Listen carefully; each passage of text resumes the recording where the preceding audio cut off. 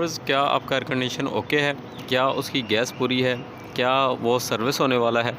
तो ये सारे क्वेश्चन आप 1 मिनट के अंदर जज कर सकते हैं। वो किस तरह, मैं इस वीडियो के अंदर आपको बताने वाला हूँ कि एक टेक्नीशियन हो या एक घरेलू सारिफ हो जिसके पास एयर कंडीशन लगा हुआ है, वो अपने जस्ट एक छोटा सा एनालिसिस करके ये जान सकता है कि इसका एयर कंडीशन जो है वो किस लेवल पे काम कर रहा है। मतलब वो ओके है, नहीं ओके है, उसके अंदर गैस है, नहीं है। तो ये सारी चीज़ें 1 मिनट के अंदर वो चेक कर सकता है। वो किस तरह? तो सबसे पहले एयर कंडीशन को ऑन कर देना है, ठीक है। उसको आधा घंटा चलने देना है, 15 मिनट, 20 मिनट, आधा घंटा चलने के बाद, ठीक है, आपने इसका सक्शन और जो डिस्चार्ज पाइप होते हैं, ये जो देख सकते हैं आप यहाँ पे जो लगे हुए हैं, ये सक्शन और डिस्चार्ज पाइप आपने चेक करने हैं। वो किस तरह चेक करने हैं तो मैं आपको अभी बताता हूँ।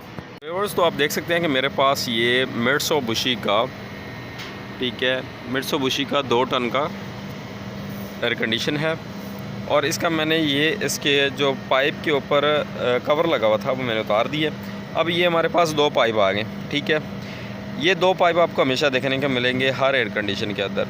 ऊपर वाला होता है डिस्चार्ज पाइप और जो मोटे वाला होता है वो सक्शन होता है। डिस्चार्ज का मतलब है यानी कि इसको लिक्विड लाइन भी कहते हैं, जहाँ से गैस अंदर की तरफ जाती है आपके एयर कंडीशन में, और ये रिटर्न भी कहते हैं, इसको सक्शन भी कहते हैं, ठीक है। इससे वापस जो है वो रेफ्रिजरेंट अंदर आती है, यानी कि यहाँ से जाती है लिक्विड हालत में और इसमें आती है गैस हालत में, ठीक है।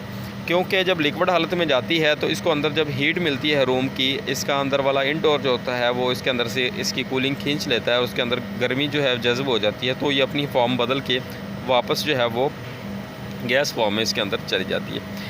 अब कैसे पता चलेगा कि आपका एयर कंडीशन ओके है या नहीं? तो फर्स्ट ऑफ़ ऑल, ये लिक्विड लाइन पे जब आइस आ जाती है तो इसका मतलब ये होता है कि आपके एयर कंडीशन के अंदर गैस जो है वो कम है, ठीक है। इस पे अगर या तो नॉर्मल है तो ठीक है, अगर इस पे काफ़ी ज़्यादा चिल है या बर्फ़ आ चुकी है तो इसका मतलब है कि आपके एसी के अंदर गैस कम है।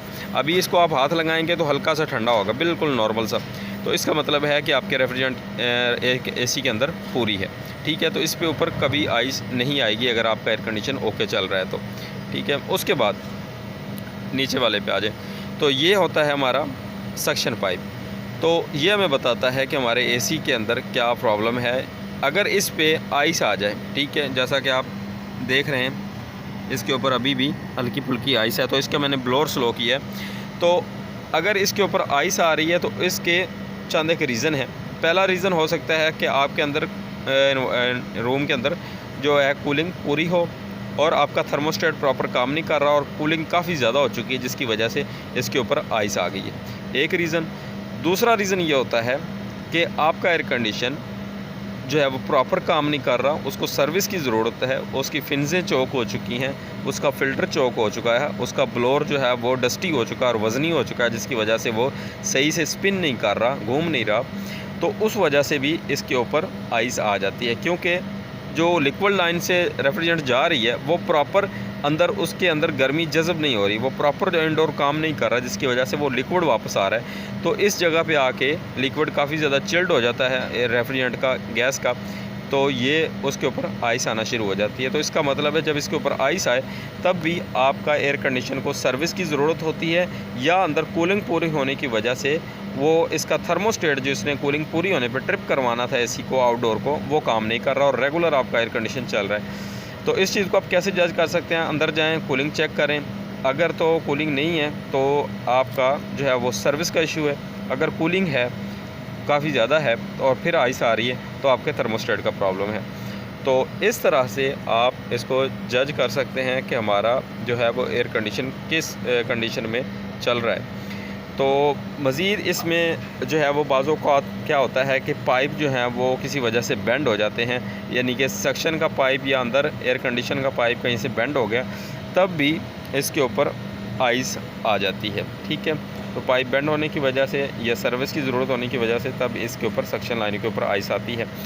अगर ये वाला पाइप नॉर्मल है और ये वाला चिल्ड है, मतलब आइस नहीं है लेकिन ठंडा है, इसके ऊपर पानी आ रहा है, तो इसका यह मतलब है कि आपका एयर कंडीशन ओके काम कर रहा है, बिल्कुल परफेक्ट काम कर रहा है, ठीक है। अगर इसके ऊपर मतलब कि आइस भी नहीं है और चिल्ड भी नहीं है, ठीक है, और ये ऊपर वाला चिल्ड हो रहा है, तो इसका मतलब है कि आपके एसी के अंदर गैस जो है वो थोड़ी कम है, ठीक है। अगर बिल्कुल कम होगी तो ये बिल्कुल ऊपर वाला फ्रीज़ हो जाएगा, जम जाएगा, इसके ऊपर आइस आ जाएगी, पूरे पाइप पे आइस आ जाएगी, तो इसका मतलब है आपके रेफ्रिजरेंट के अंदर गैस कम है। तो मज़ीद अगर आपका कोई क्वेश्चन है इस पर तो आओ कमेंट बॉक्स में पूछ सकते हैं, तो हम उस पर प्रॉपर वीडियो बनाएंगे। तो चैनल को सब्सक्राइब कीजिएगा और बेल आइकन को प्रेस कर दें ताकि मज़ीद ऐसे आने वाली वीडियोस आप तक पहुंच सकें। मिलते हैं नेक्स्ट वीडियो में, दुआ में याद रखिएगा। अल्लाह हाफ़िज़।